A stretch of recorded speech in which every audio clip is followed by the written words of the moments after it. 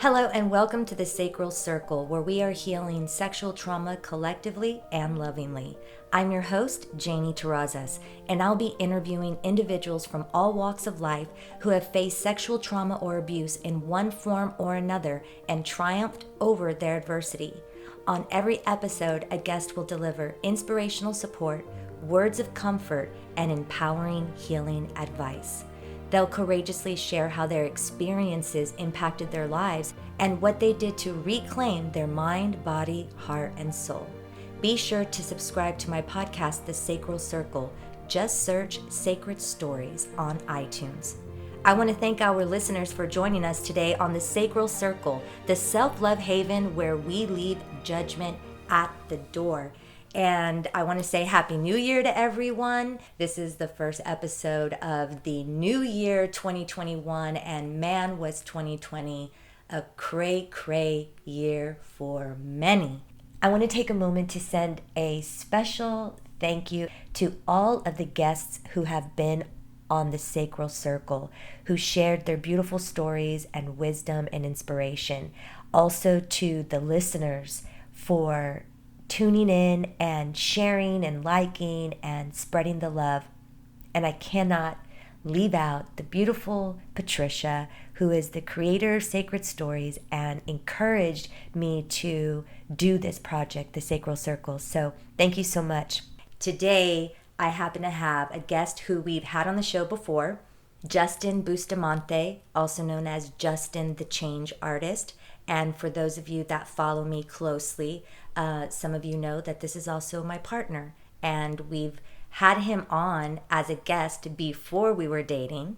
And then we did like a couples episode where we kind of touched on how our sex trauma played into, just our healing and how it played a role in our relationship and just our sexual relationship and everything. And we really went into it very transparent and with, I felt for myself a high level of awareness in how it could kind of like maybe cause some dissonance, we'll say. And I think there were some layers for you that you were going through in terms of your personal healing journey, and then later started to discover how it actually was still, to some degree, gripping you. So thank you for being on today, because I want to do an update. Thanks for having me. Since then. And I'm really proud of all the personal growth work that you've been doing on yourself mentally, emotionally, spiritually, and physically, because I've had an opportunity to see that over the last couple of years. And thank you for being able to hold space for me when layers of my, we'll just say not layers, but residual sex stuff, trauma stuff would come up when we were being intimate. And you really, were very understanding. So I want to thank you for that again. So where are you now in what you feel is your sexual relationship with yourself and with the sacred, a deeper sacred understanding of what that is for you? So, as far as the deeper understanding of what that is, I know more clearly now that sexual energy is also my creative energy. It's not just, the creative arts, but it's the energy used to create in this world, whatever I'm doing, whether I'm going to the gym to be physically fit or to just work out some anger or aggression. Whether I'm using my time to meditate or to build up the people around me or tear down the world around me. Just all the little things like that. And I was throwing it away. I was wasting it in some ways. Not because it's wasteful to have sex you enjoy, but because much like anything, too much of it becomes an issue. And then you start giving away your creative energy and you start wondering why you're drained and why you don't have energy to put it in anything else and your mood's down and just things like that. So that's where I am at on the understanding. As far as the relationship with myself, I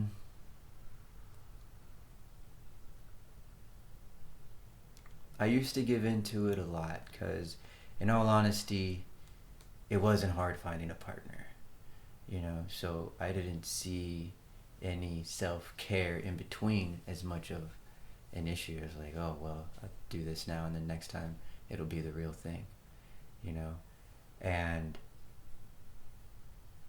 I never really had to deal with not addressing it with sex, and it blinded me to what I was really doing, to all that giving it away and feeling a certain way. But because after sex you feel, as a man you feel accomplished, like, yeah, it was great,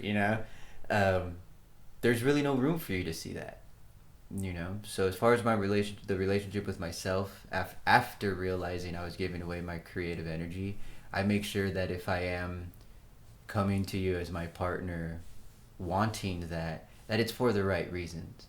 That it's not because I'm sitting around bored, or because I need something to do, or because I can. I know, I've carried that energy into the bedroom before, and it's what it is. I want to touch on that. It's like, we don't have to go deep into it, but part of what the masculine, or what men on this planet are healing, and even women, we're all healing certain wounds. But there's an entitlement that men have sometimes when it comes to sex, especially when they're in a relationship. You know what I mean? And yes, there needs to be a healthy level of physical touch that involves that type of intimacy. It's like actual penetration, sexual intercourse. But there's a lot more to intimacy. And when you start to heal your sex wound and start to reconnect to the feeling and start reconnecting to the body, you start to realize all these immeasurable ways in which we could experience pleasure when it comes to touch. And there becomes, when you're able to control your sexual energy and balance out your sexual appetite and put that energy into purpose-filled work and career and other things, you are in a way different place around that now, I think.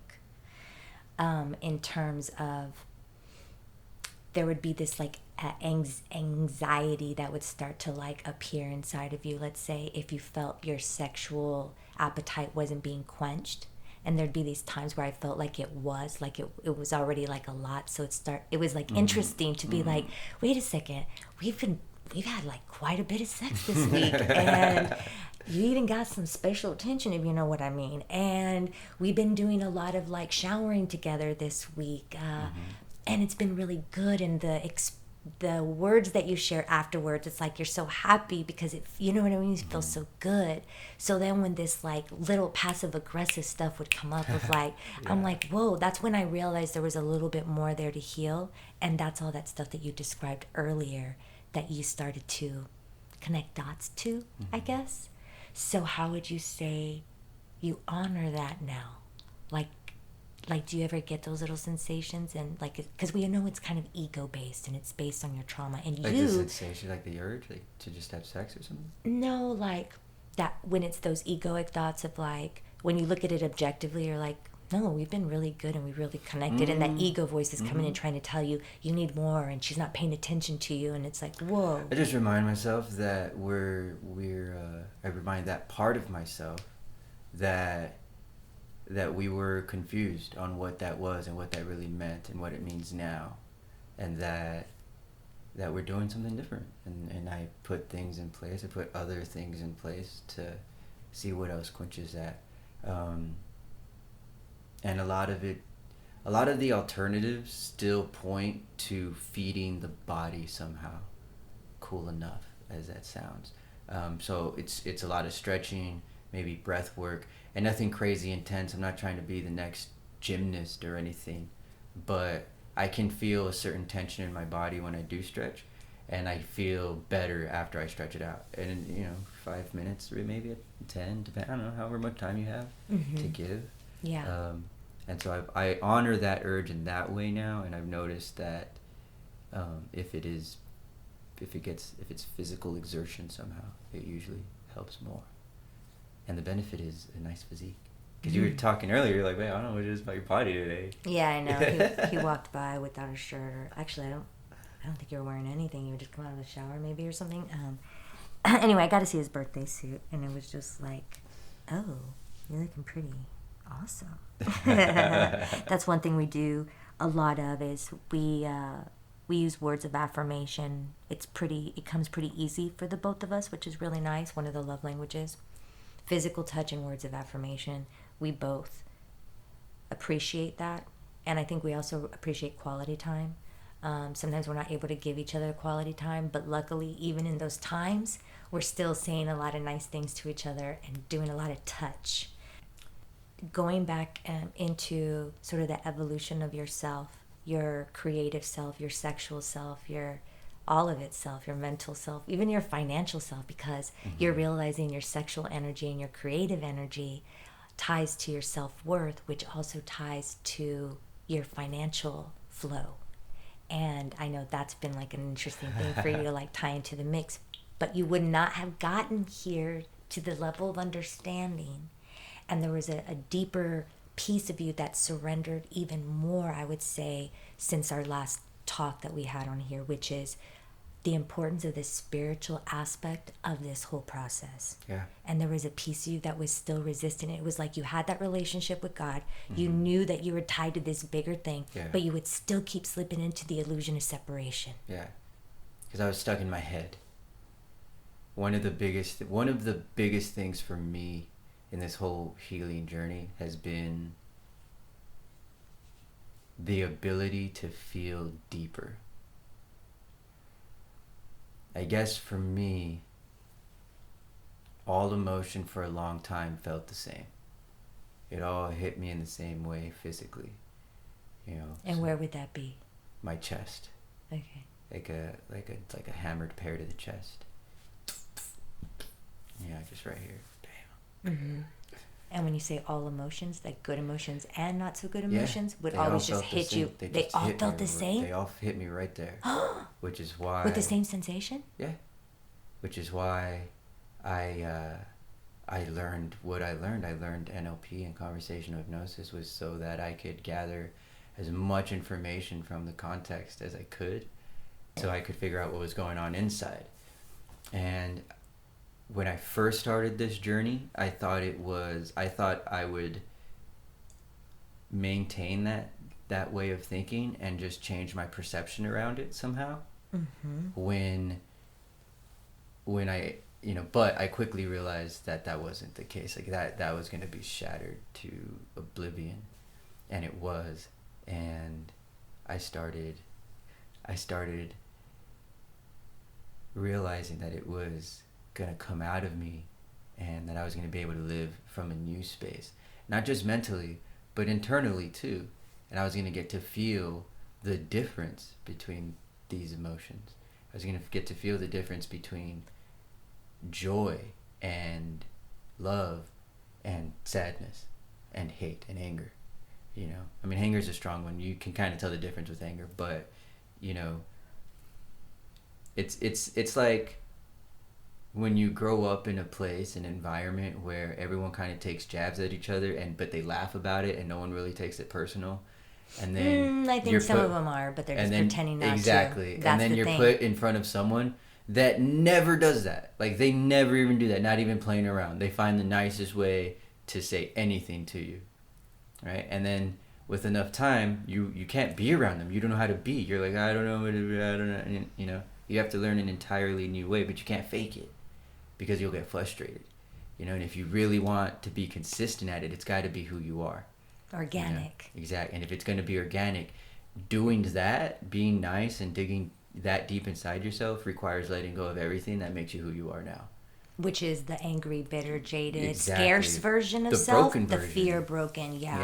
Yeah, because for me, a big part of it was sex trauma. The need to be like wanted or needed or something. I was abandoned as a kid, So I was using sex to fulfill this need to be like wanted or needed or something. It was like, well, you're horny too. You're horny too, and I fulfill that need very well. Go me. Oh, now I'm worth something to someone. Now they see value in value you. In me. Exactly. Sex had brought value and worth to yourself, Exactly. which makes sense because I can relate to that. But the way you just described it, about yourself right now, just like, yeah.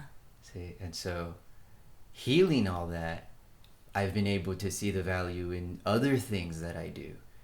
I've been able to see that I was completely underestimating what I knew how to do with people. Whether I was having fun in the entertainment realm with what I knew, or if I was doing something a little more health and wellness now, a little more therapeutic, we'll say, you know, which opened up the doors to, like you said, abundance financially, more clients, more ideal clients. What's great is that you've been able to see how all of that trauma was impacting your life in a variety of ways. And it's really admirable that you are going into all of those parts and cleaning them up, you know, because trauma impacts you mentally, emotionally, physically, spiritually, relationally, like in relationships, your sexual energy, your financial energy. And you're really starting to see how that self-love and self-care work has been paying off. And it can seem overwhelming when you have to tackle each one, but that's what you're doing, you know, little by little. And your life is getting better because of it. You were molested by men and women in your life, which distorted, you know, that concept and that relationship within your own self with the masculine and feminine. And then, of course, you were abandoned by your mom. And so that, you know, created an even deeper wound. And I know that's something that you actually addressed. Like, this is what you were dealing with head on, was really the mother wound. And then, of course, the sex trauma that you've been, you know, facing your whole life. What was that moment like for you when you sat down and talked to your mom? It was like going into cold, deep water.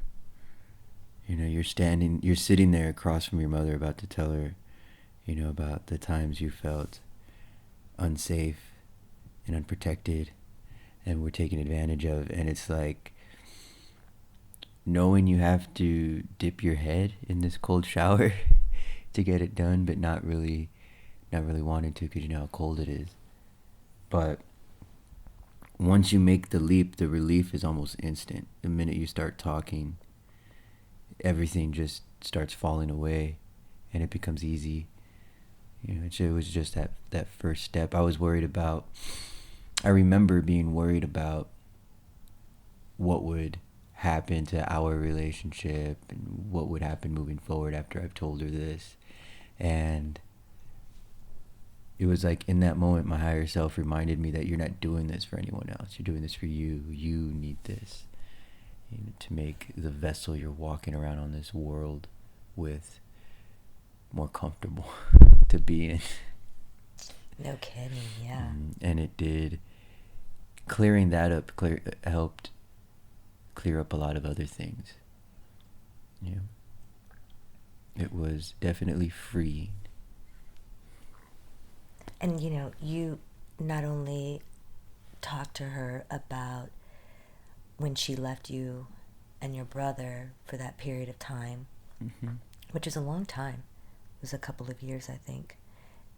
But she also didn't know about the person that, you know, she knew and was close to, what he was doing to you, or what that anything had happened to you like that. Or at least, I don't know, I guess in that conversation she mentioned to you that she had an idea but that she didn't act on it. How did she handle the news? And also too, I want listeners to know that you went with a lot of compassion and understanding. It really wasn't to blame and shame her, although a parent is going to feel that when you know, when a child confronts them about these and I did things. Make sure to let her know at the beginning of the conversation that because of how it's stored in me, it might come out as anger and rage and hate, but that I'm not angry at her and I don't hate her, that I needed to say what I was to say to get it off my chest, because I was at a point in my life where I can't receive the kind of love that I want to be receiving, and I need to make room for it.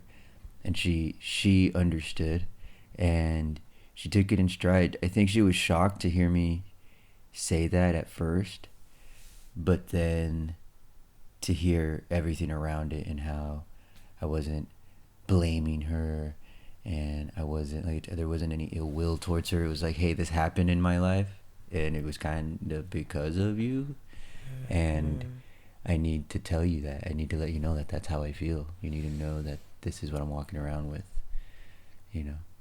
And there were some tears, and she hugged and she cried. We hugged, she cried, apologized, and then that was it. Then I came home to my baby, and she said, "You feel different." Yeah, I was super proud of you. I knew it was something that needed to take place if we were going to continue to move forward in our relationship, you know, if we were going to have a healthy relationship, if you were going to be healthy, that was something that was going to need to be, you know, reconciled. And luckily, you know, y'all been able to continue to maintain, you know, your connection and continue to sort of build a new relationship on authenticity and without that big old pink elephant in the room. The big old elephant. I don't know why I said pink. Do they say that? Do they say pink elephant in the room? No, they just say elephant in the room. The elephant in the room. Yeah, I think that conversation really did a lot of wonders for you. And I can see how it's continuing to, you know, have an impact for sure. What was the driving force for you to continue on the path? Because it's an uncomfortable one, but I know the rewards are beautiful. What would you say has been that for you? Oh man, I can't live with myself just knowing why I have certain problems, like why I have certain issues. I can't just know why and live with myself. Now I have to fix it, because knowledge isn't power. What you do with that knowledge is power. And I like feeling like I have power over my life, you know. I like feeling like I have control over what happens and how I live in the world I'm in, you know. So for me, ultimately, that's what it is. I hope that doesn't sound like I'm some sort of control freak, but I don't like being a victim of my life. I don't like knowing that I'm a certain way because this happened to me. And then holding on to that. Exactly. I don't like taking that stance in my life. I like knowing that I'm where I'm at because I got myself there and I did what I had to do no matter what it was. Yeah. That fortitude and the conviction to say, you know, I'm going to turn this pain into purpose. Yeah. You have to feel purposeful. And a lot of this stuff makes us feel yucky and insignificant and guilty and shame and just a lot of things that end up not allowing us to fully step into all of our allness and like our wholeness, and which, like you said earlier, really does open the door to inner peace, which is our gateway to abundance in all areas of our life. We want to be healthy in all ways, but it takes some effort, and it's a choice every day to love ourselves better than maybe the day before, or sometimes it's just a little bit better than the hour before, right? On a scale of 1 to 10, you loving the shit out of yourself being 10 and 1 just thinking you're just a total piece of shit, where are you on that scale? Oh man, I always like to leave room for improvement. Okay. So I'm gonna say I'm like a low to mid 8. I was gonna say high 7. Well, high 7 on because I still dip. I'm still working on some stuff. Right. but I'm yeah. I tried to live in the 8s. That's real good. You always ask me, you know, you're very attentive, so you'll ask, you know, what do you need? You know, is there anything you need from me? And sometimes I'll just like jokingly, but not jokingly, say, I just need you to love yourself. Just love yourself like God loves you. And because usually when you're doing that, things, we just have like a more ease and flow, you know. And the same goes with me too. I have to love myself, you got to love yourself, and then we're able to love each other better, more mindfully. Is there anything? Oh, go ahead. And it makes me look more sexy. Yeah. Yeah, because seriously, the new sexy is humility. Yeah, that goes for all women, guys. Yeah, guys, girls, listen up. It's all in the hips. It's all in the hips. The sacral is the hips, and that's where we store our emotions and our sexual energy and our creative energy. So be sure to give a little love to those hips, swirl them around, have a little fun. And that's also a play on a movie that I love so much because I'm a movie line geek. Happy Gilmore. It's all in the hips. Anything you'd like to say before we wrap up this first episode of the Sacral Circle in the year 2021? Yeah, the more uncomfortable it is, the closer you are to breakthrough. So keep on going. 2020 ended in a very busy season for me, but in a lot of good ways. A lot of good ways, some bad ways, but it all balanced out, and it was all for the good. And looking back, there was a few times where it was very easy to quit, where it was very easy to just say, not today. Yeah. And I'm glad I didn't.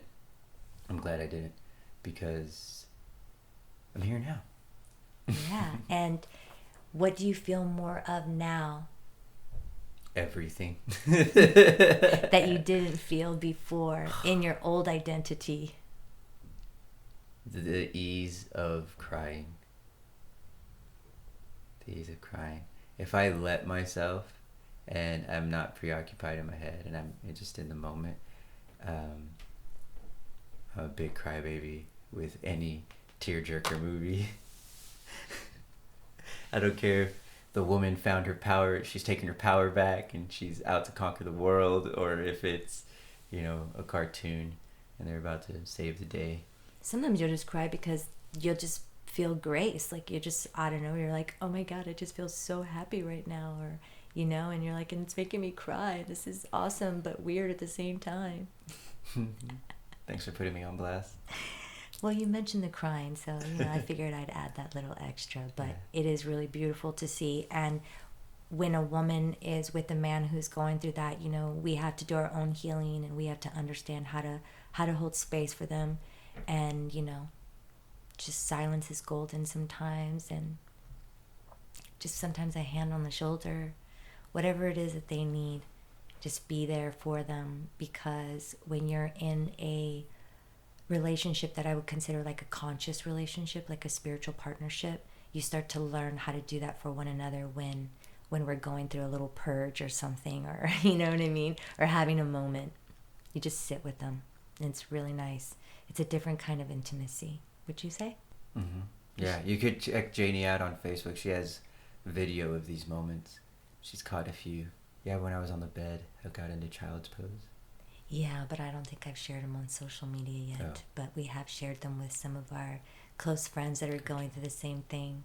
And we've been documenting it because I think at some point they'll be part of like some sort of memoir series or something that, other people, other men right. or women that are wanting to just really break free from all this garbage and these chains and the weight that was just...